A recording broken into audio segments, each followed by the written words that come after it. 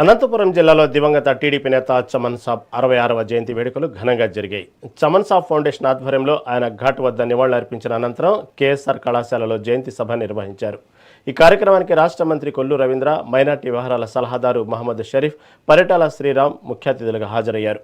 చమన్ సాబ్ సమాజ సేవలను కొనియాడిన మంత్రి కొల్లు రవీంద్ర ప్రతిపక్షాలు కులమత విభేదాలు రెచ్చగొడుతూ డైవర్షన్ పాలిటిక్స్ చేస్తున్నాయని మండిపడ్డారు. ప్రమాద ఘటనలను కూడా రాజకీయ కోణంలో చూడటం సరికాదని విమర్శించారు. మారిపోయారు అలాంటి పిల్లల మధ్యలో మనం ఉన్నాం. సో అందరికీ ధన్యవాదాలు తెలియజేస్తున్నాం. Thank you.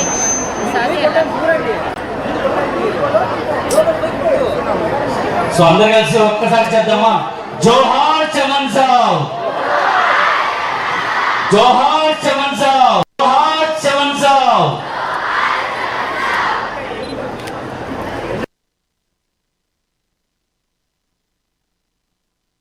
ముఖ్యంగా చమన్ గారు మరి పరిటాల రవీంద్ర గారు కలిసి ఈ జిల్లాలో ఆనాడు ఉన్నటువంటి అనిశ్చిత మీద పోరాటం చేసి మరి అంచెలంచెలుగా మరి అనుకున్నవి సాధించుకుంటూ ముందుకెళ్తున్నటువంటి తరుణంలో రాజకీయంగా కూడా జిల్లా పరిషత్ చైర్మన్ గా వారు చేసినటువంటి సేవలు, ముఖ్యంగా బడుగు బలహీన వర్గాలకి వారు చేసినటువంటి సేవను కూడా ఈ సందర్భంగా గుర్తు చేసుకుంటూ ఈరోజు ఇక్కడ కంప్యూటర్ ల్యాబ్ ఒకటి, అలాగే పిల్లలకి మెడికల్ క్యాంపు, ఇవన్నీ కూడా ఇక్కడ ఏర్పాటు చేయడం జరిగింది.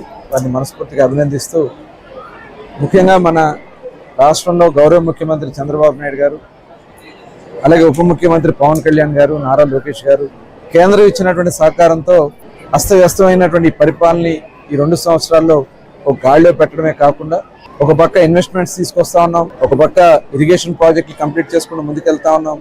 ప్రజలకు ఇచ్చినటువంటి సంక్షేమ కార్యక్రమాలు దాదాపు 95% సంక్షేమ కార్యక్రమాలను కూడా అందించాం. ఇవన్నీ కూడా ప్రజలకి అందిస్తూ సుపరిపాలన అందించుకుంటూ ముందుకెళ్తా ఉన్నాం.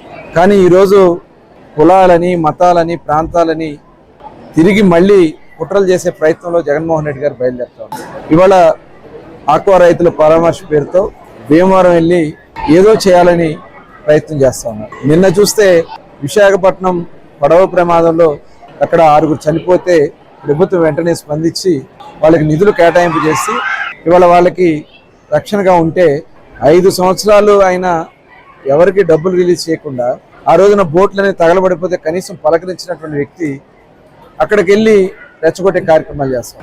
ఈరోజు ముఖ్యంగా చంద్రబాబు నాయుడు గారు మరి అన్ని విషయాలలో ఆచితో తూచి పవన్ కళ్యాణ్ గారితో సమాలోచించి కేంద్ర ప్రభుత్వ సహకారంతో ఈ రాష్ట్రాన్ని ముందుకు నడిపే ప్రయత్నం చేస్తున్నారు.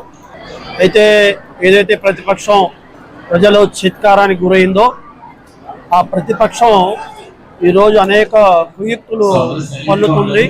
ముఖ్యంగా ఏదైతే ఉందో కులాల మధ్య, మతాల మధ్య వైమిష్యాన్ని, విభేదాల్ని సృష్టించే ప్రయత్నం చేస్తుంది.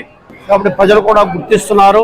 ఇప్పుడు అధికారంలో రావాలని ఏకైక లక్ష్యంతో లేనిపోని అసత్యాలు మాట్లాడుతూ, అసత్య ఆరోపణలు చేస్తూ, చేసిన దానికి కూడా దాన్ని వక్రీకరించి మాట్లాడుతూ వాళ్ళు రాజకీయ పబ్బం గడుపుకోవాలని ప్రయత్నం చేస్తున్నారు.